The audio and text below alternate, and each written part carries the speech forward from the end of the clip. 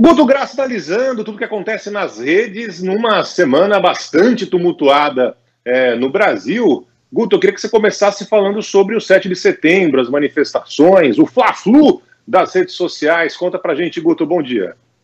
Bom dia. Antes da gente chegar no mundo real se fundindo com rede social, que é a história dos caminhoneiros, que no detalhe a Elaine trouxe pra gente tem o preâmbulo. É só pra gente entender um pouco de movimentação. Primeiro falar do 7 de setembro e peço para vocês, não precisem entupir caixa de e-mail me chamando de bolsominion com o que eu vou falar. Eu estou trazendo números. Vamos falar. Fechamento do 7 de setembro às 23h59. Volume sobre registros das manifestações e engajamentos. Nacional. As manifestações de apoio ao presidente fecharam com 23 vezes mais. Ponto. Aí é dado, não é torcida de A ou torcida de lado B. Agora, vamos detalhar um pouco. Me chama a atenção e me chamou demais o seguinte, a menção ao fato histórico, o 7 de setembro, Dom Pedro e similares, inferior a 6%. Era um pouco mais de 5%, ou seja, a data em si, a data nacional, a qual nós aprendemos na escola, ao uso do verde e amarelo, parecia pouquíssimo. Ok. Aí a gente vai para o MUD, o que foi mais comentado nessas manifestações, nessa manifestação pelo lado de apoio do presidente no 7 de setembro. Vamos traduzir agora, sim, volumes de postagens ultrapassa 100%, porque são respostas múltiplas, leitura de diversas postagens por máquina. Vamos lá. Teve foco. O que teve foco? 80% das postagens, dos engajamentos, eram de ataques frontais ao STF. Seguindo pelas urnas, que não foram esquecidas, 65%. Ataque às esquerdas diminui um pouco, mas continuou com 40%, ao Congresso 30%, e deram uma aliviada dessa vez, o Barão, na imprensa, só 20%, ou seja, era um ataque bem pontual, era em cima do STF, foi de pauta específica, trazendo tudo isso. Aí no fechamento, falei brincando com o Rodolfo Schneider ontem e com a Carla até, falei, olha, tem um residual de 6% que não é data driving, que não é tweet do Carluxo, é de gente cobrando ações mais enérgicas de fato do presidente. Existe a própria bolha de apoio. Não é robô, não vem dizer... Não, é gente que, ouvindo um discurso, continua com esse tipo de cobrança. E esse residual estava ali, né, Barão? Então, onde que esse residual se manifesta no dia 8 e no dia 9? Vamos lá. Primeiro, é um caso novo dentro da bolha Bolsonaro, que é a perda de homogeneidade. O que é a perda de homogeneidade? Aparece 10%, são apoiadores, e a gente tem que entender, parar de tratar como robô, como fake. Não, são apoiadores. 10% que reclamam do tratamento dado ao blogueiro lá dele, apoiador, o Zé Trovão. Ponto. Isso é um volume muito grande de apoiador cobrando. Pô, presidente, olha o que aconteceu com ele. Esse tipo de cobrança. É uma perda de homogeneidade que não havia existido em momentos anteriores. Segunda coisa para a gente trazer, os caminhoneiros. Quando você vai para o caminhoneiro, aquele assunto que a gente estava falando, essa bolha que era de 6%, cobrando uma ação mais enérgica, quando você estratifica bolhas de assuntos relacionados a caminhoneiros, aquela bolha de 6 cobrando ação mais enérgica, já está em 10%. Aí foi o que você falou, recebe essa bolha, recebe áudio do presidente. Ela não acredita no áudio do presidente, vem o áudio do ministro Tarcísio. Aí você vai investigar, teve uma quantidade de distribuição de fake news com páginas de jornal que falava de ministro pede asilo, ministro do STF vai para tal local, sai do avião, uma quantidade de matéria entregue de coisa que não aconteceu, que aí o próprio caminhoneiro chega e se dá no direito, sim, de não acreditar naquela convocação. Ele pergunta aquela frase tradicional que ecoa desde a Bíblia de Pilatos, que é verdade, não dá mais para entender, com essa percepção de tanto conteúdo que chega em cima da tal que falam narrativa. Mas vamos aos fatos, é isso que a gente está vivenciando um pouco, Barão, hoje, que chega na história do caminhoneiro, que eu queria tanto falar que dá um desgaste para o presidente. Desculpa eu emendar aqui, Barão, Carla. Não, já vou parar um pouquinho para falar a vocês aqui. Agora estou quase que nem o Enéas aqui.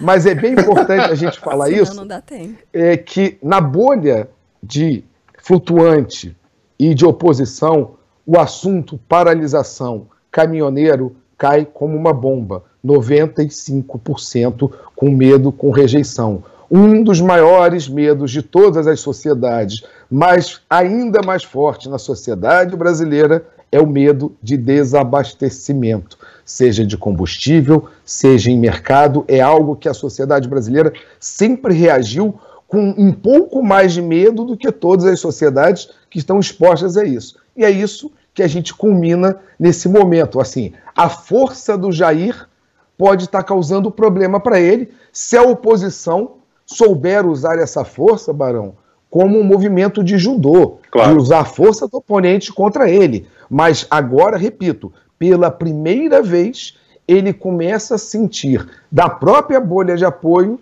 a força da palavra lançada, que o mundo real tem que se encontrar em algum momento com o mundo do Twitter, com o mundo de fato. Aí não tem jeito, é a colisão. Desculpa ter hoje aí falado desbragadamente, gente. Não, mas você tem que trazer todos os dados, o Guto, senão interrompe a explicação no meio, o raciocínio no meio.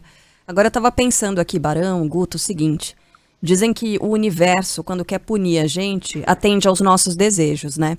Eu me lembro que nas semanas anteriores a gente ficava assim, nossa, não vejo a hora de parar de falar em coronavírus, em doença, em pandemia, até mesmo em vacina, né?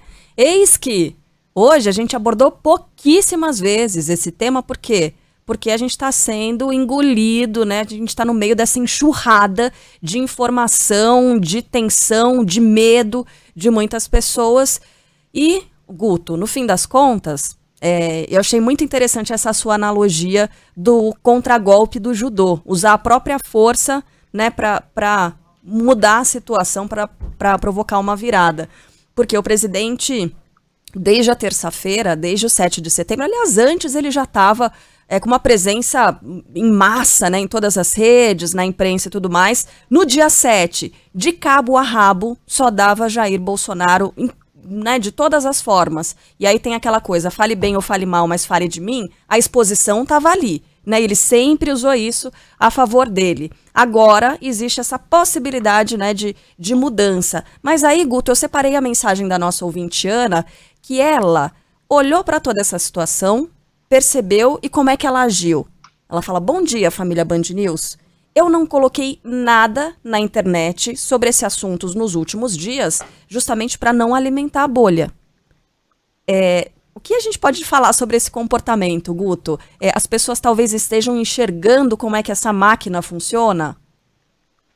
Carla, aí a gente vai repetindo, a gente está assistindo a história ao vivo, não tem ensaio. Então o que a gente vai assistindo? Cada dia que passa a gente vai melhorando, a gente vai se adequando, a gente vai compreendendo, vai diminuindo, vai entendendo que a treta não resolve, que só está servindo para o outro lado, mas parece às vezes inerente ao ser humano e você acaba entrando naquela discussão, não aguenta e compartilha.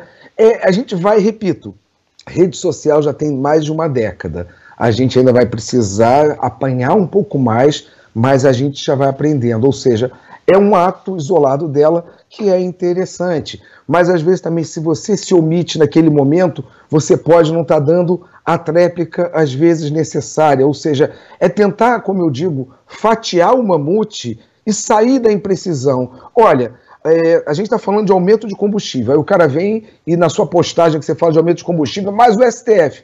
Aí você chama para discussão o seguinte, mas o que o STF pode estar causando de aumento do combustível? Ou seja, é tentar esclarecer mesmo com diálogo, não é querer estar certo ou estar errado, é tentar literalmente sair da imprecisão. A imprecisão só tende a favorecer quem tiver vantagem de querer jogar com a imprecisão. Quem quer transparência não pode querer imprecisão, cara. É só tentar trabalhar um pouco isso. E aos poucos a sociedade vai aprender. Mas eu falo sociedade, é a imprensa, é o formador de opinião, é o homem comum, é um conjunto. A gente tem que parar de achar que existe fórmula mágica. Não, vamos aprendendo juntos.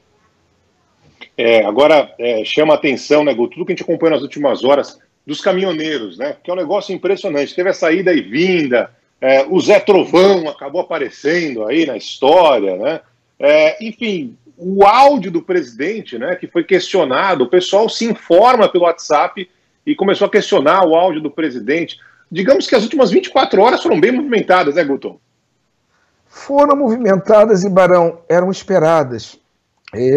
Sem querer bancar profeta do passado ou do futuro, falando assim, ontem, quando eu fechei a coluna no Rio com o Rodolfo Schneider, eu falei, cara, tem 6% que estão cobrando um tipo de ação do presidente que não cabe a um presidente, que cabe ao Rambo, que cabe a um personagem. É quase que aquela construção do que foi feito. Como é que ele vai lidar um pouco com isso agora?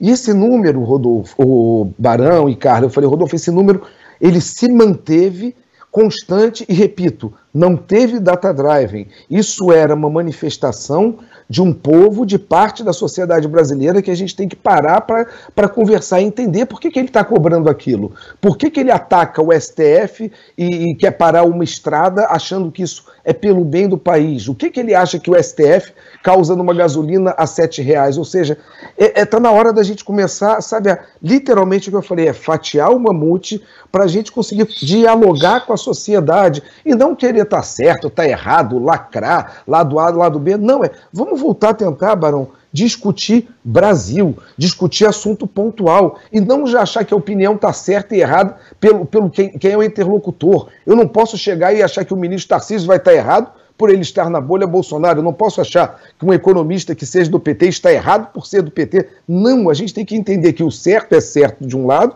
e errado é errado de um lado ou de outro. Não tem jeito. Certo e errado não tem lado, Barão. Assim, é lado ideológico, é lado de bom senso, é lado de Brasil dar certo. Desculpa o desabafo, mas é que quem assiste o que eu assisto nas redes, a quantidade de imprecisão, a gente tem que começar a tentar, sabe, ajudar isso. Eu lhe falo, não é ajudar achando que somos formadores de opinião, é ajudar a sociedade a construir isso junto. Como disse a Carla, é um ouvinte que falou, olha, eu fiz esse procedimento aqui. Será que isso é correto para esvaziar um pouco essa temperatura de boca de vulcão? Pode ser uma alternativa. Vamos literalmente construir juntos. E democracia é construção junta, não é? Eu não posso barrar totalmente a opinião, a gente tem que parar para ouvir, ainda que errado, eu tenho que tentar entender, Barão, não posso querer cercear a palavra, é isso que a gente tem que procurar um pouco, esse meio termo, e repito, é sociedade, não espere de agentes externos,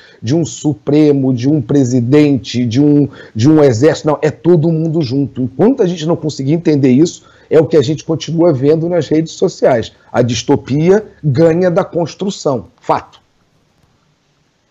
Muito bem, só de novo, ficou muito claro, o Guto deixou isso, né, como há uma organização ainda muito clara da base bolsonarista, enquanto a gente não observa isso do outro lado. Então, as redes sociais ainda são um campo que, digamos assim, o outro lado contra o presidente da República precisa se organizar e se organizar bonito. Caso contrário, o Bolsonaro continua deitando e rolando.